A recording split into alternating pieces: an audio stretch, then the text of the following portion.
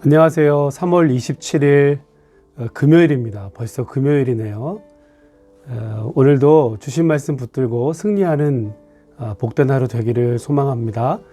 마가복음 11장 1절부터 19절, 마가복음 11장 1절부터 19절인데요. 그 중에 12절부터 14절까지를 제가 봉독하겠습니다. 이튿날 그들이 베다니에서 나왔을 때에 예수께서 시장하신지라 멀리서 잎사귀 있는 한 무화과 나무를 보시고 혹 그 나무에 무엇이 있을까 하여 가셨더니 가서 보신즉 잎사귀 외에 아무것도 없더라. 이는 무화과의 때가 아님이라. 예수께서 나무에게 말씀하여 이르시되 이제부터 영원토록 사람이 내게서 열매를 따먹지 못하리라 하시니 제자들이 이를 듣더라. 아멘. 오늘은 예수님께서 스가랴의 예언대로 어린 나귀를 타시고 예루살렘 성에 입성하시는 그러한 장면을 마가복음 11장에서 우리가 함께 보고 있습니다.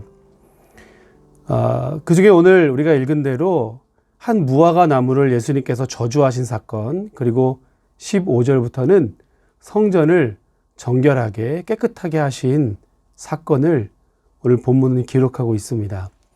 자, 그런데요, 이 본문을 읽을 때마다 참 궁금하게 생각되는 지점들이 있습니다. 먼저 예수님께서 이튿날 베다니에 나왔을 때에 배가 고프셔서 잎사귀는 무화과 나무를 보시고 열매를 구하시는 장면입니다. 자, 그런데 잎사귀 외에는 아무 열매도 달리지 않았던 거예요. 그러면서 이제부터 영원토록 이 나무가 열매를 맺지 못할 거다 말씀하셨는데요. 왜 우리가 궁금증이 드냐면 15절에 무화과의 때가 아니다 이렇게 말씀했어요. 무화과의 때가 아닌데 열매를 찾으셨고 그것에 실망하신 예수님께서 이 무화과 나무를 저주하신 것이지요. 한편으로는 얼마나 배가 고파서 그랬을까 하는 생각도 들고요. 이제 십자가의 죽음을 앞두고 있는 상태잖아요. 그러니까 예수님께서 극심한 스트레스 때문에 어쩌면 이런 행동을 보이셨을까, 그렇게 궁금증을 갖는 사람들도 있습니다. 자, 여러분, 우리는 지금 지천으로 과일이 있고요. 계절도 없이 때도 없이 모든 과일들을 1년 내내 먹을 수 있잖아요. 이스라엘은 어떨까요? 이스라엘도 풍성한 과일이 있지만 예수님 당시에는 그 과일들이 계절에만 맛볼 수 있는 것들이었습니다. 우리 생각보다 훨씬 더 과일이 많은데요. 지금 보고 있는 무화과라든지 포도, 석류, 올리브, 대추야자 같은 것들이 대표적인 과일들이었습니다. 그런데 이 과일들이요, 여름 실과입니다. 포도는 8월, 석류는 9월, 올리브는 10월, 대추 야자는 11월에 수확할 수 있는 작물들입니다. 그러니까 건기, 겨울에는요, 12월부터 4월까지는 그야말로 무과, 과일이 없는 계절입니다. 그러니까 이 계절에 가난한 백성들은 과일을 먹을 수가 없는 것이지요. 자, 그리고 우기가 시작되면서 4월이 되면서 처음으로 열매를 맺기 시작하는 것이 바로 무화과입니다. 그러니까 이 무화과는 가난한 백성들이 지난 겨울을 기다렸다가 처음으로 맛보게 되는 비타민인 셈이죠. 얼마나 이것을 간절하게 기다렸겠어요? 이렇게 4월 달부터 열매가 달리기 시작하는 무화과는 10월까지 우기 내내 총 5번에 걸쳐서 수확을 하는데요.